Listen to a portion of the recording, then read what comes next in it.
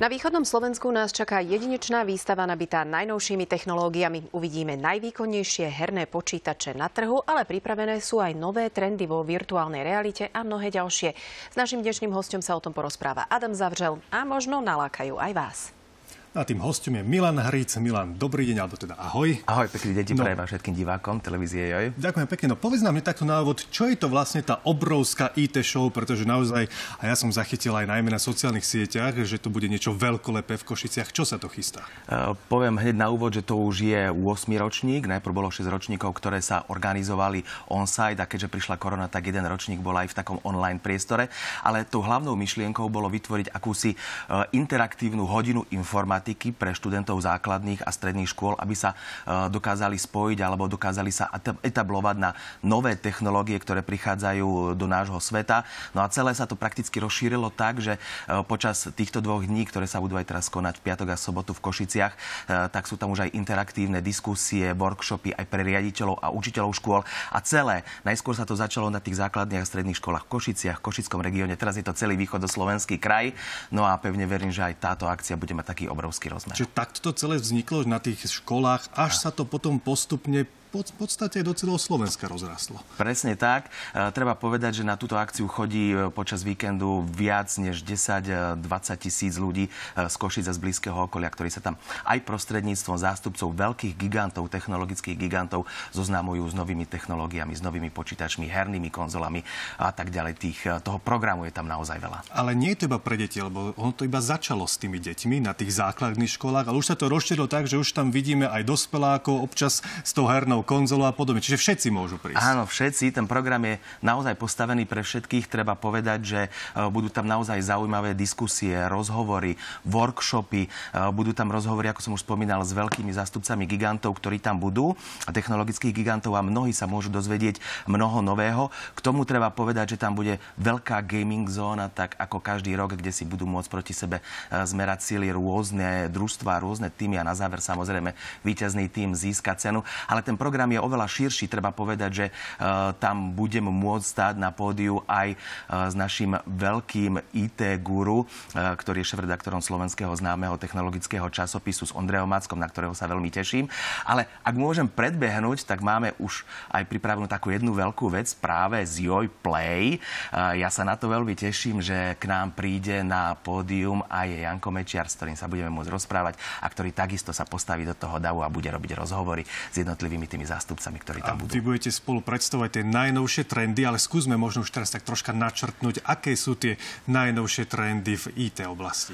Určite treba povedať, že v súčasnosti jednoznačne vládne AI, alebo respektíve umelá inteligencia, artificial intelligence. A treba povedať, že v súčasnosti sa začínajú vytvárať rôzne obmedzenia pre túto umelú inteligenciu, ktorá dokáže naozaj neuveriteľným spôsobom zasahovať do životov. A aj o tomto sa budeme baviť. Budeme sa baviť o herných notebookoch, budeme sa baviť o jednej fantastickej novinke hernej konzole, ktorá momentálne prichádza na trh práve od jedného z partnerov tejto akcie. A ja budem veľmi rád, že budem držať opäť v ruke a že budem môcť predstaviť aj všetkým záujemcom. A tá gaming zóna, ktorú si spomínal, to je len pre tých študentov, žiakov základných stredných škôl, alebo si tam aj dospelák môže prísť pospomínať na staré časy? Môžu si tam prísť pospomínať na staré časy aj dospeláci. Je to otvorené pre kohokoľvek. Tá gaming zóna, tak ako ju poznajú Košičania, bude v jednom z kín, ak môžem povedať, nákupného centra Optimy, kde sa to bude konať, a v tom kine to bude aj pre divákov a bude to aj pre tých gamerských fajnšmekrov. A tak ako zaujímalo, či pustia tí dospelí, tie deti vôbec, či je vaša skúsenosť taká, že to tam zaberú. Detský kútek, kde sa že dospelí sa môžu vyhrať.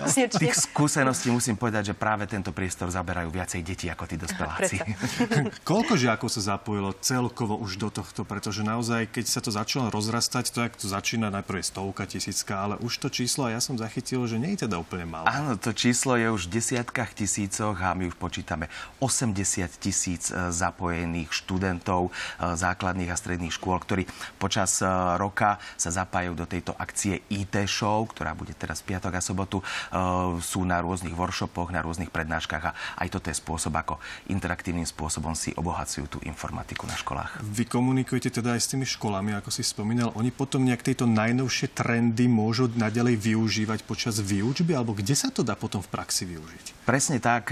Zástupcovia spoločnosti, ktorá to organizujú počas týchto dní, ale prakticky počas celého roka rôzne workshopy, kde predstavujú zástupcom škôl nové technológie, nové smery v IT, nové spôsoby výučby a práve aj za pomoci tejto spoločnosti ich potom implementujú následne do výučby.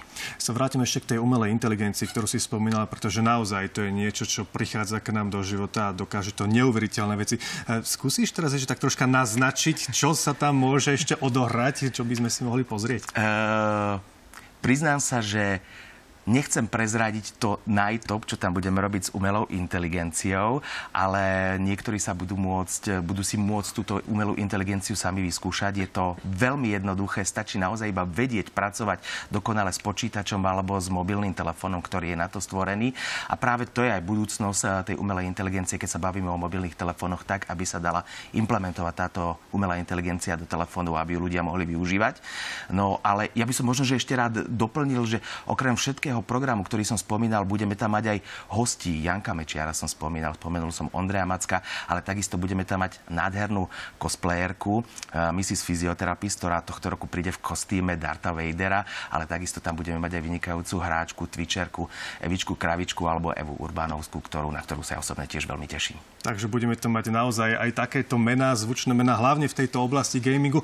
Ešte takto na záver skúsme teda pripomenúť, nech si aj diváci zapamätajú, kedy to je, kde, od koľkej do koľkej a či sa platí nejaký vstup.